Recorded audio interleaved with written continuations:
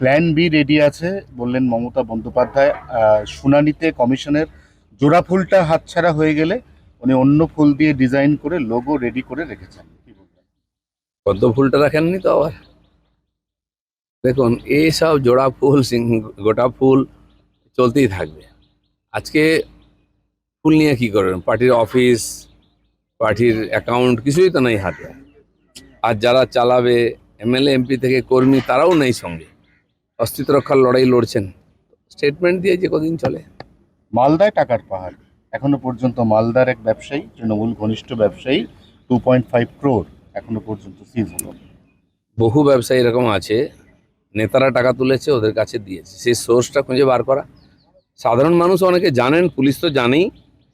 ধীরে ধীরে পৌঁছবে হাত, আস্তে আস্তে সারা পশ্চিমবঙ্গ জুড়ে। এই যে সরকারি হাজার হাজার কোটি টাকা এসেছে কেন্দ্র থেকে, তার কোনো হিসাব নেই, তার কোনো খরচের কোথায় খরচা হলো কেউ জানে না।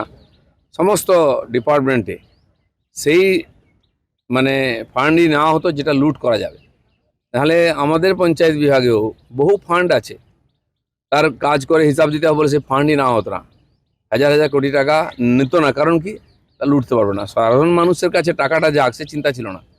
তো সে যেন শুরু হয়েছে, দেখুন অনেক দূরে ব্যাপার। শুভেন্দু অধিকারীর পিএ কে হত্যাকারী হিসেবে যার নাম উঠে এসছে, তাকে সম্প্রতি উত্তর কলকাতার বিজেপির পোস্টারে দেখা গেছে। আবার সোনাপাপ্পু ঘনিষ্ঠ অজিত দ্বিবেদী, তাকেও ভারতীয় জনতা যুব মোর্চার একাধিক অনুষ্ঠানে রিসেন্টলি দেখা যাচ্ছে। মানুষ জিজ্ঞাসা করছে এ কোন পরিবর্তন? দেখুন, আমাদের মাননীয় রাজ্য সভাপতিও বলেছেন যে অনেক আমাদের পার্টির লোকেরাও ঘনিষ্ঠতা বাড়াচ্ছে ওদিকে।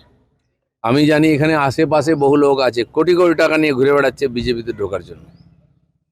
টাকা তো সবার ভাল লাগে, কিন্তু এখনো পার্টি এদেরকে ঢুকতে দেয়নি। চিহ্নিত হচ্ছে, জানাও যাচ্ছে, আমরাও জানি কে কার সঙ্গে ঘুরছে কি করছে, কিন্তু ঢুকতেই পারে, ঘুরতেই পারে, কিন্তু পার্টিতে এইসব লোকের এন্ট্রি হবে না, এ ব্যাপারে সতর্ক আছে পার্টি। অভিষেক ব্যানার্জি টানা বিদেশ যেতে চাইছেন, আজকে সুপ্রিম কোর্টে তিনি মামলা করেছেন, দ্বারস্থ হয়েছেন যে বিদেশ যেতে চান। এখানে কোনো কাজ নেই তো, অভিষেক ব্যানার্জি কী করবেন? বিদেশ ঘুরে আসুন। রাহুল গান্ধী মাঝে মধ্যে 1-2 মাসের জন্য ফেরার হয়ে যান, খুঁজে পাওয়া যায় না। আমার মনে হয় সেই কালচারটা উনি আনতে চেয়েছেন। আচ্ছা, জয় গোস্বামী তিনি কালকে বলেছেন তিনিও নাকি তৃণমূল আমলে থ্রেড কালচারের শিকার। এখন মনে হচ্ছে থ্রেট কালচার, মনে মনে বলছেন, তখন তো বলেননি কোনো যে তোমাকে থ্রেট করা হয়েছে। হয়তো হয়েছে কালচারে, কিন্তু কেন বলেননি, কেন মুখ খোলেননি? আজকে পাবলিক যখন হুটিং করছে তখন বলছেন। এতদিন তো ওদের সঙ্গেই ছিলেন, চুপও ছিলেন, না প্রতিবাদ করেছেন না কিছু করেছেন। কেন ওনাকে থ্রেট করবে? আরজি করের যে আন্দোলন হয়েছে তাতে গেছেন ওনারা? এটা তো কোনো রাজনৈতিক আন্দোলন ছিল না, এটি মেয়ের হত্যার প্রতিবাদে সমাজের প্রতিবাদ ছিল। তাকে তো অংশগ্রহণ করতে দেখিনি এই লোকগুলোকে। তো আজকে পরিস্থিতি খারাপ, মানুষ জিজ্ঞেস করছে যে আপনি কোথায় ছিলেন, দোষের কি আছে? জেপিএসসি পরীক্ষায় ঝাড়খণ্ডে সেখানেও প্রশ্ন ফাঁস দেখা যাচ্ছে। এখানে জেএমএম এর সঙ্গে কংগ্রেসের জোট রয়েছে, তাহলে কি রাহুল গান্ধী একবারও বলবে না শিক্ষামন্ত্রী পদত্যাগের কথা? তিনি বলছেও না, কেন নরম? পাঞ্জাবে প্রশ্ন ফাঁস হয়েছে 3-3 বার, সেখানে আপ পার্টির সরকার। কর্ণাটকে বারবার হয়েছে, সেখানে কংগ্রেসের সরকার। ঝাড়খণ্ডে প্রশ্ন ফাঁস হলো, সেখানে জেএমএম আর কংগ্রেসের সরকার। সেটা প্রশ্ন হবে না। নিটে কেন হলো, তার জন্য মন্ত্রীর পদ থাকছে, সেটা তো হয়ে গেছে, এখন বাকিরা জবাব দিন। প্রশ্ন হচ্ছে যে ওই বাচ্চা ছেলে মেয়েদেরকে রাস্তায় নামানো হয়েছিল, তারা তো ইনোসেন্ট, প্রধানমন্ত্রীও তাদের মাফ করেছেন বদমাইশিগুলো।